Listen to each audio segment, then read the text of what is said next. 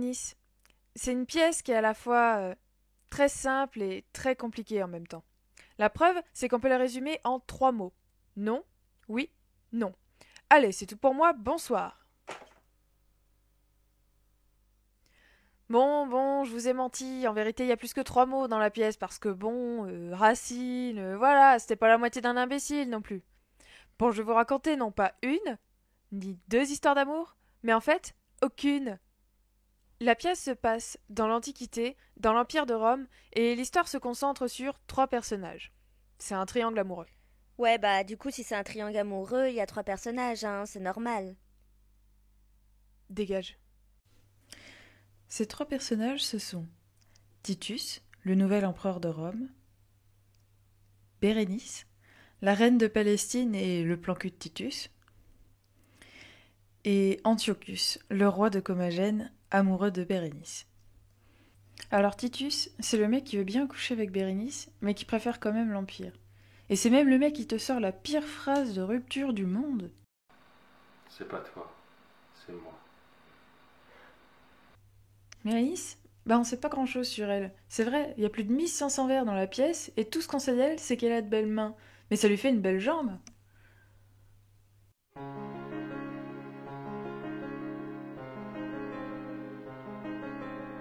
Mais si ça se trouve, c'était le seul truc beau chez elle.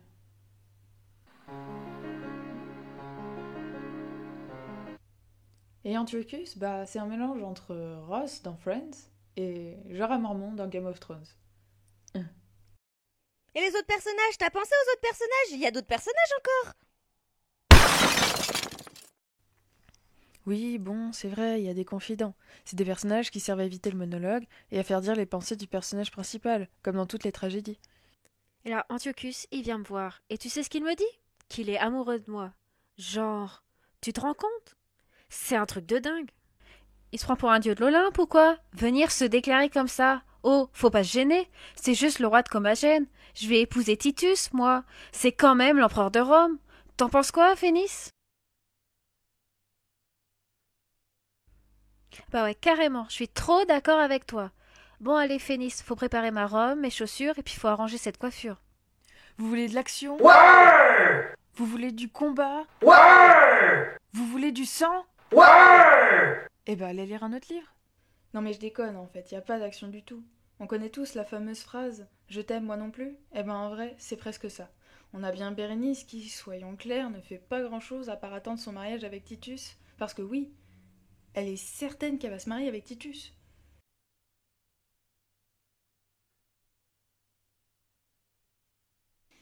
La pauvre fille, c'est pas ce qu'il attend. C'est vrai, à cette époque, c'était « À fond le pouvoir !» Ouais! Donc Titus, il se fichait un petit peu de Bérénice. Disons que quand il avait rien à faire de sa vie, il faisait mumuse avec elle, mais une fois devenu empereur, bah elle était plus assez bien pour lui. Bon, et puis à côté, on a Antiochus, c'est le stalker de base, il surveille tout ce que fait Bérénice.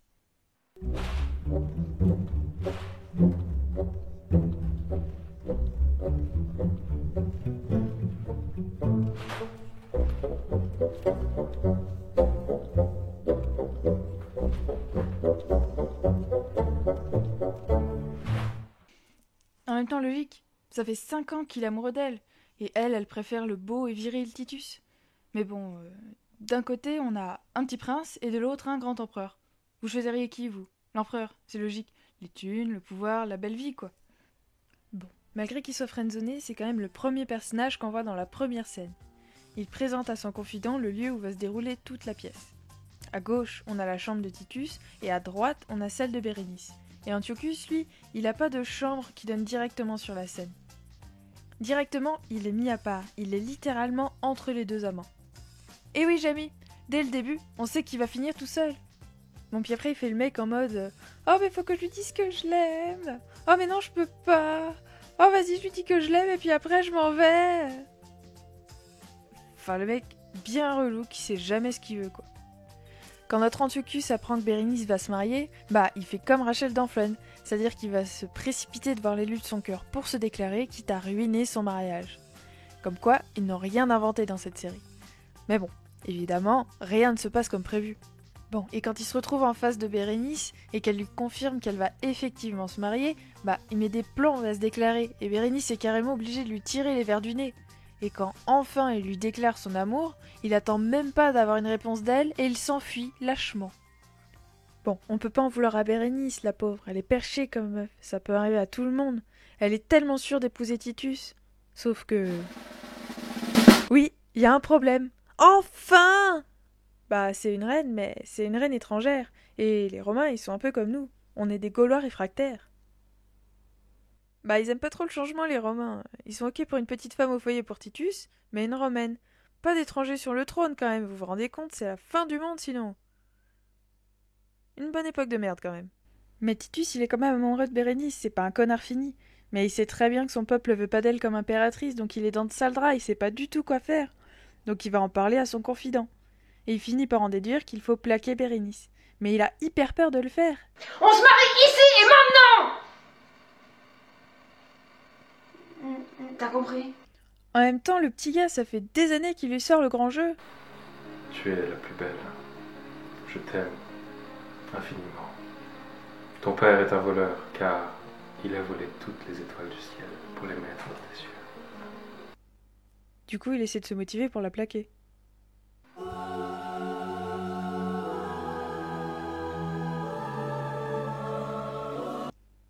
Mais au fur et à mesure que le temps passe, il commence à se dégonfler. Là, on lui annonce que Bérénice va venir lui parler.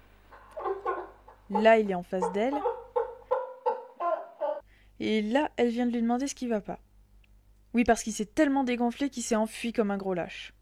Et Bérénice, c'est quand même pas la moitié d'une abrutie. Elle a bien compris qu'il y a quelque chose qui va pas. Ça fait des jours que Titus s'isole. C'est un gros problème, quand même. Vous penseriez, oh putain, il me trompe et tout. Sauf que elle, non. Elle est naïve.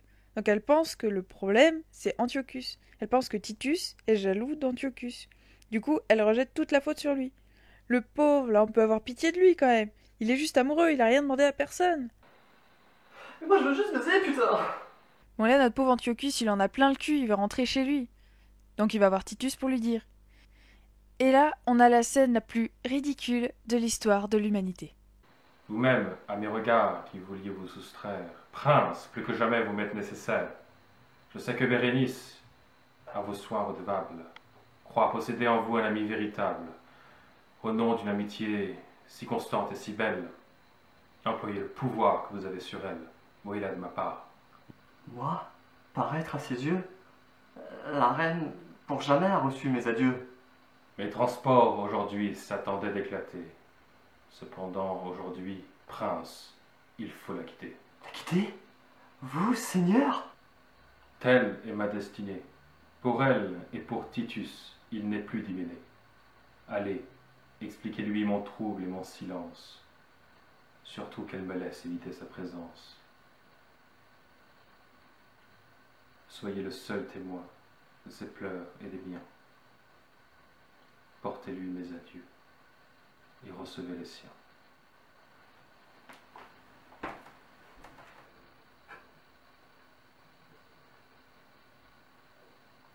Bref, Titus se défile. Et Antiochus, lui, il veut pas aller parler avec Bérénice, parce que il sait très bien qu'il va subir sa colère après. Imaginez, vous le feriez, vous? Ce qu'il pense ensuite, c'est qu'elle serait libre après la petite, et du coup ils pourront repartir ensemble. Sauf qu'arrivé en face d'elle, il ose quand même pas lui dire, parce qu'il imagine tout de suite sa réaction. Du coup, ils finissent par s'embrouiller. Et dans sa colère, il finit par lui dire que Titus la quitte. Et là, c'est le carnage, elle devient folle dingue, hystérique même. C'est pas vrai, mais quel con, c'est pas possible! Du coup, elle devient folle et elle dit qu'elle va partir se suicider. Eh oui, Jamy, que serait une tragédie sans mort? Ah oui, ça j'en ai pas encore parlé, mais c'est un sketch. Ils ont tous envie de se suicider dans les tragédies. Mais ils ne le font jamais. Ou presque. Ensuite, Bérénice va aller voir Titus. Pour lui casser la gueule? Non, pour discuter avec lui. Non, parce que on ne quitte pas Bérénice comme ça, quand même. Mais après, ça devient compliqué, parce que elle a envie de lui parler, et lui, il a envie de la voir, et en même temps, il a pas envie de la voir. Madame, l'empereur arrive, je vais vous recoiffer et vous rendre un peu plus présentable. Non, laisse, je veux qu'il voie son œuvre, je veux qu'il voie dans quel état il m'a laissé. Et ainsi, peut-être qu'il retombera dans mes bras. Ouais, bah c'est pas avec cette tête-là qu'il va succomber à ton charme. Bon, Titus finit quand même par aller lui parler, je vous rassure, c'est pas un connard fini non plus. Et elle, bon, elle veut lui pardonner parce qu'elle l'aime, mais lui, bah il trouve une excuse de merde. C'est pas toi, c'est moi. Bref, en plus de ça, il essaye quand même de faire passer la faute sur Rome en disant que bon, avec Néron, ça s'était mal passé de prendre une reine étrangère pour épouse et que ce serait la même chose pour lui. Et bon, il fait une liste ridiculement longue, quoi. Et puis bon, le pouvoir, le pouvoir, le pouvoir... Mon Dieu, on reconnaît bien les Romains. Ouais! La petite Bérénice, du coup, à force, bah elle est vexée, vous comprenez, à cause de l'humiliation, comme elle c'est une reine et tout, bah elle a envie de se suicider. Du coup, les autres, ils flippent parce qu'ils auraient sa mort sur la conscience. Donc ils la font surveiller. Super idée, parce que elle était déjà surveillée par sa très utile confidente. N'est-ce pas, Phénice? Du coup, Titus il se pose des questions. Amour, pouvoir... Oh, quel dilemme racinien déchirant. Mais c'est quand même différent du dilemme cornélien, parce que chez Racine, ça donnerait « Mais je vous aime. Oui, mais enfin, mais je suis peut-être empereur, et du coup, enfin... j'ai peut-être pas le droit et tout, et enfin voilà. Alors que chez Corneille, ça donnerait mais je vous aime. Mais enfin, madame, vous n'y pensez pas, je suis empereur tout de même. Bon, bien sûr, Titus il choisit le pouvoir. Y a pas trop de doute à avoir là-dessus. Et Bérénice, ben, elle comprend que c'est mort. Elle l'aura pas son beau mariage. Du coup, elle décide de repartir dans son pays. Et là, Titus, comme à son habitude, il change encore d'avis et il décide de suivre Bérénice, loin de son monde cruel. Ne me quitte pas, ne me quitte pas, je viens vers toi. Donc avant d'aller retrouver Bérénice, il va le dire à Antiochus. Ah, j'ai des chances avec elle, alors qu'elle ne va pas épouser Titus. Finalement, je vais choisir Bérénice.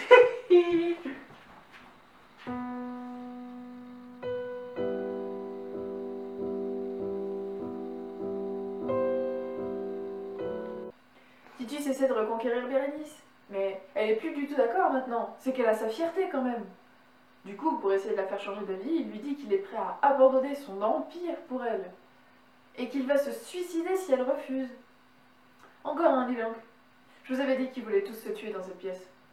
Et là, avant même qu'elle ait eu le temps de répondre, Vlatipa qu'il y a Antiochus qui débarque pour annoncer, je vous le donne en mille, qu'il veut se suicider si elle se remet avec Titus. Comme c'est original, dis donc. Non mais t'es en retard, mon pote.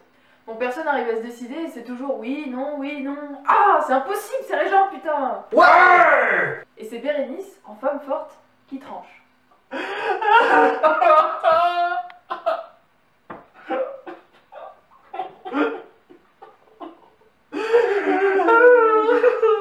Du coup, elle décide de partir et promet de rester en vie pour Titus et son amour, et elle dit à Antiochus de se barrer loin d'elle, en gros. Et voilà, fin. Bah quoi? Vous vous attendiez à plus, peut-être? Bah non, rien de plus ici. Ouais, je sais, c'est triste, parce que d'habitude, tragédie égale mort. Mais non, ici non. Notre Racine trouvait que les sentiments étaient déjà assez tragiques.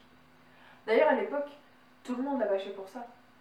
Bon, en tout cas, j'espère que la vidéo vous aura plu. N'hésitez pas à vous abonner à la chaîne, à mettre un pouce bleu et à nous dire ce que vous en avez pensé dans les commentaires. Salut!